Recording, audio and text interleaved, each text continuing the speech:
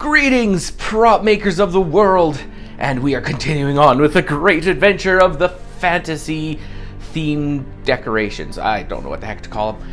So this week we are doing the Alchemist rack, and you have to say to yourself, what do I need an Alchemist rack for? The better question is you've always needed an Alchemist rack, you just didn't know it. This is a straightforward build using styrofoam, EVA foam, and lights, so you can chain it around to whatever color you feel like. So you can see that it's a great prop. It can fit into a haunt. All the lights are built to be non-visible, and it's just an LED strip. But anyways, I won't bore you with the details now. I will definitely bore you with all the details if you watch the rest of the video.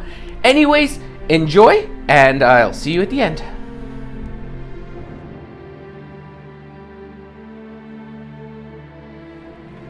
Alright, and once again into the wild blue yonder. So you're sticking around to make an alchemy rack because no life is complete without an alchemy rack in it. Anyways, so on my Google Drive, down below there, you will find this template.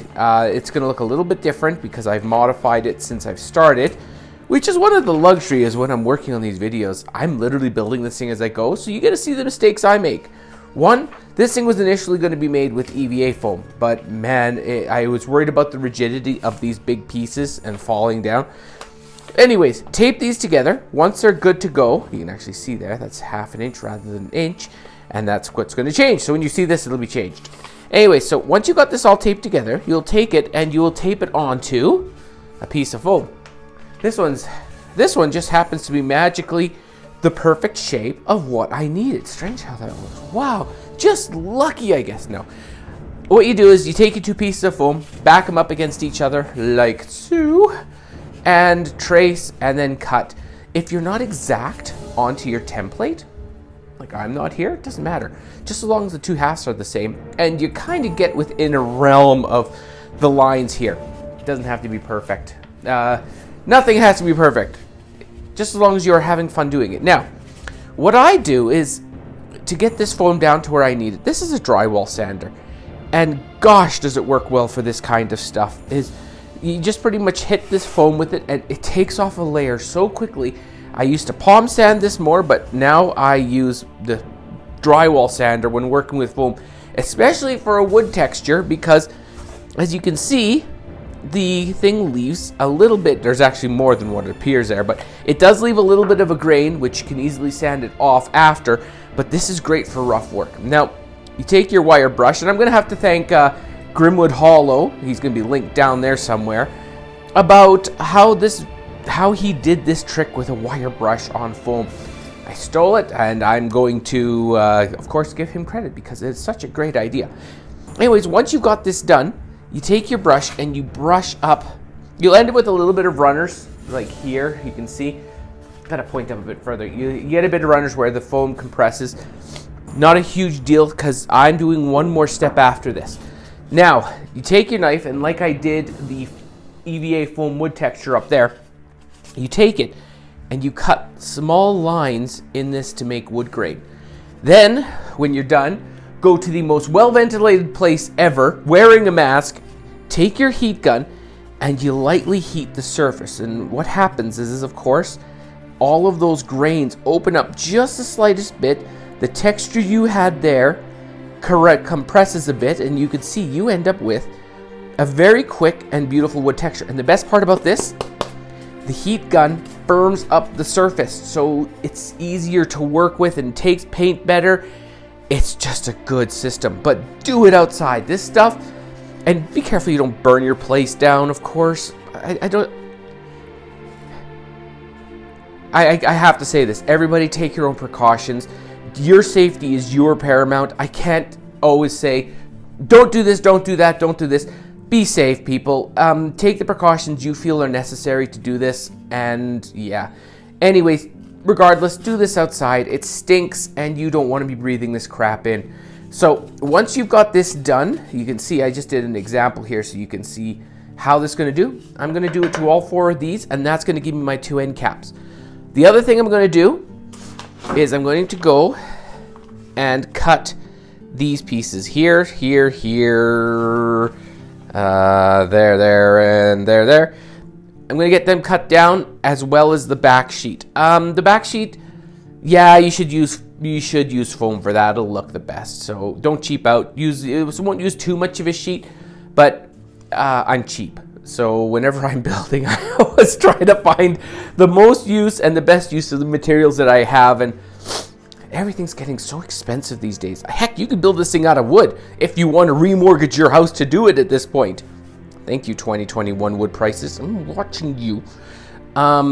So I'll be back once I've got all this done, and we will talk about how we're going to go about assembling this and the extra trim we're going to do just to give it a little bit of je ne sais quoi. Anyways, I'll be back. Ha ha ha! You can see we've made some progress. Well, the last time you saw it, it was just the edge pieces, but I figured that this would probably be the easiest way without me spending a whole bunch of time going over exactly how, I build it and such. So I describe it after I'm done. So first of all, you're going to need this. 1 times 1 inch, 1 times 3 inch, 2 times 2 inch. Those are all out of the 1 inch foam, and this is all 1 inch foam, but this actually has the other dimensions because it's the squares for the top and the back. Or for the back and the bottom. One of those at 11 by 18, one of those at 14 by 19. The 14 by 19 is the back and the 11 by 18 is the bottom. So you can kind of see what we're going about here on how we want to put together this whole thing. Now what's going to happen is the other thing you're going to be building is these. These are just 1/2 inch EVA foam. No, this is 1/4 inch EVA foam. And what you do is you are going to take it and make it into the metal texture, that I've done before many times. You just chamfer the edges and then hit the top with the Dremel. This is going to be painted silver because I wanted a bit of distinction on the top rails. If you don't want to do this part, you don't have to, but this is going to play into the lighting. So I need this to hide the lighting, and that's what I'm doing here. Now, you can see I experimented with an alternative, which is the wood texture. Preferred the metal, so that's what's going to happen, because also when we're all done, along the side here, there's going to be a metal band covering the front. So once you have those, you're going to need 3 of these. These are, wow, how about that? All of these are 14 inches wide. So this whole thing is 14 inches wide, but I didn't put that measurement in because it's up to you how narrow or big you want to make this. And you can muck with it per the width and get it so it works for what you have on hand and what you want to put into it. So this is 14 inches wide, and this is what kind of the size we're going to be working on for the whole thing. Now the inch goes on the first run, then this is going to clip on top of it like so. It's opened up right now because I got to get some screws in there to hold it all together. Then the 3-inch one goes at the back. Now, if you can't really see it, but those bottles are propped up in behind by 2 pieces of styrofoam to give it the height that I wanted.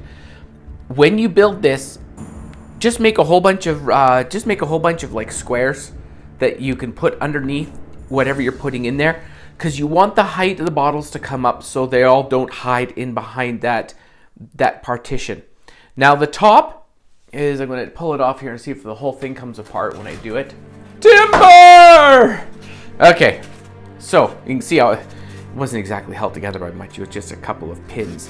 So what you do here is I'm just going to pull up these 2 pins before I lance myself. Okay, now this one you're going to be setting up like this. Now this one's a little bit different because you're going to have to get this gap in your styrofoam. You can do this by cutting with a knife.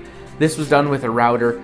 This is not outside of the realm of possibility. And what this is for is the strip LED light is going to go in there. I want it hidden so when you're there, it shines down on the bottles, but it's not visible to reduce the effect of you've got an old Alchemy rack. Now, this foam here, actually I'll grab the back one because it's bigger and it's easier to, can I get it? So here, this back piece, you can see exactly how this was put together. So 3-step process, and it's relatively quickly. I did the back as well, in case anybody ever sees the back of this. Now, this here is just your typical 1-inch foam. And the first thing I did is I cut the vertical lines every 3.5 inches, made them a bit deeper because I wanted a delineation on the there's actual boards in here. And then I took my sharp knife and I cut all the wood grain into it as a quick run. Then I took a steel brush and I brushed down, following the grain somewhat.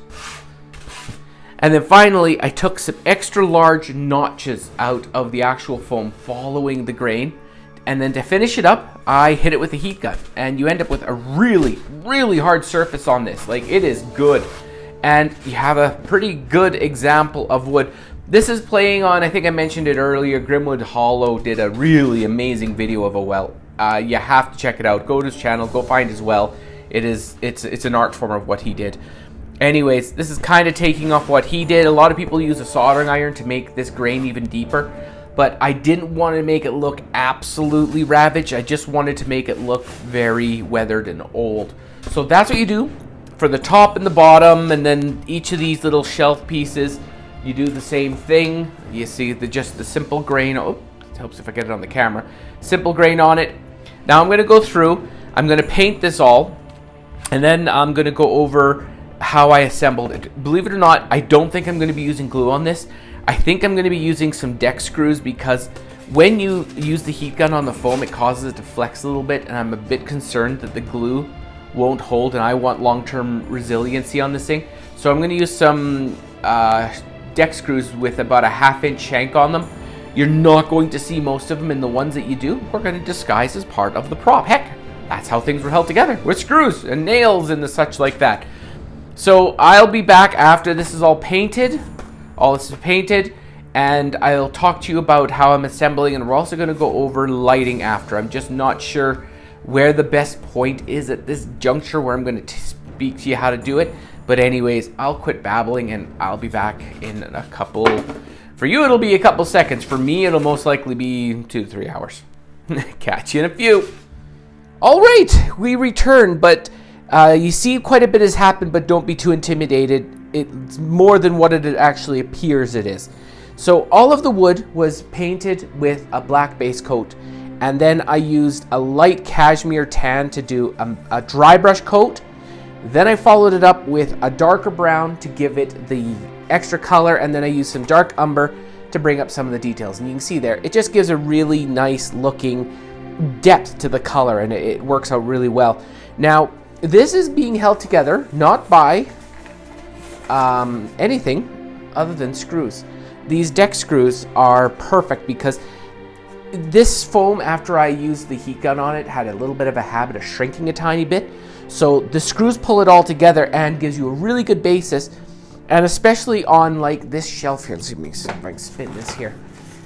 How professional. This shelf here, you can see that if you're going to put stuff on it, you need a bit of strength to it. Let's bring that a little bit closer. There we go. So I put some screws through the back, and same with this. This is held together with a screw from the back of this here, holding on to the front. Now, I'm going to go over the electronics. If you're not planning on putting electronics in this thing, you can completely skip this step and save yourself at least an hour, or in my case, far too long, because I have not soldered for a long time. So I was going to show you me soldering this, but then I would never be able to live it down. So what you see here is the final effect, and then I can act all professional like I've done this 15 million times and I got no problems with soldering. Anyways, so what I did is I took some LED light strips, which I can't find anywhere nearby me. That's okay. There's LED light strips. It's the ones you can cut down. These ones have the sticky back on them. And hopefully you can get the angle. There we go. Look at that. So these are 13.5 inches long. You'll have to pick an increment that works within the 14 inches. And then I just wired them up. This is Ethernet cable, you know, because I didn't need high voltage stuff. And Ethernet's fantastic because it keeps it all contained into the actual... Look at this. I'm using my middle finger. I really shouldn't do that. Anyways, so here you go. There's one here that runs down the length of the top and behind. Then in that groove that I mentioned before, I'm going to see if I can pick this thing up, and I should be able to. you can see the second one sits in that groove, and then the final and third one sits at the bottom here, right in behind on that lowest tier. What it does is it just illuminates the shelves really nicely. So once you've got to this point, you know, you've got all of your everything situated, I'm going to be putting on the end cap here. I'm going to screw it on, but you'll notice that with the electronics, I didn't like how this cable came through here. And you can see this is for something else. This is for the actual USB power. So it goes through and it's all finished, so it has a nice place to, you know, kind of hide and get out of the way. You could bring this whole electronics down through the floor of the base and then bring it out, but I didn't feel like tunneling through the bottom of my styrofoam. So that's where it ends up. Now, once you've got this all situated, you can put your end cap on, and you'll notice that, like I said, I was halfway describing. The reason I went up higher is I need to still put a screw through here to hold this all together really nicely, and I didn't want to hit my electrical line. So screw through there, screw through here. It should hold it up pretty good. So when you're doing this, I'm not going to tell you how to screw it all together. I think you can figure that out. But do measurements when you're doing this part here to make sure that this side and this side are the same, and you do the same thing for the bottom. When I get back, I'm going to go over the final assembly, and we're going to be doing some trim over on this edge here. But we'll take it from there, and if I do anything else in between the video of me saying what I'm going to do and what I actually end up doing, I'll be sure to let you know in the follow-up video. So, or the follow-up segment, not follow-up video, good gosh. So I'll be back in about 5 seconds in video time, but quite a bit of time for me. I'll get this all ready to go, and we'll kind of nail this down and finish this thing up. See you in a few. We arrive at our destination, and what you have seen here is just a few small changes from last time. This EVA foam here has been put on. This is 1/4 inch by 1 inch wide, and the finish has been done with Dremel chamfered edge, and then just hit the surface, painted silver, and then, or painted black, then dry brush silver. The effect is really cool. It looks convincing like metal. And then with a little bit of burnt umber on the bolt heads to make it look, or the nail heads to make it look real. Here I did a little bit of black dry brushing just to bring up the shadows of it all. And then I filled it with stuff I've got lying around that looked really good in it. These bottles was my very first video on my channel. You can see it up there. So if you want to build those to put into the alchemy rack, even better. And the rest of this stuff is from the dollar store. Do you know what? As you're traveling garage sales, you find stuff like these brass jars. They really go well into almost any build. So if you see stuff like that, pick it up, because you never know when you're going to be able to use it. Anyways, I hope you've enjoyed this week's little bit of an odd deviation from normal, because it's an alchemy rack, you know. I hope you enjoyed it, and please, if you did, hit that like button down there. It'll help me a lot in getting this video out to more people. And as you can see, the whole room is starting to come together. Anyways, thanks very much for hanging out, and I'll see you on the next one.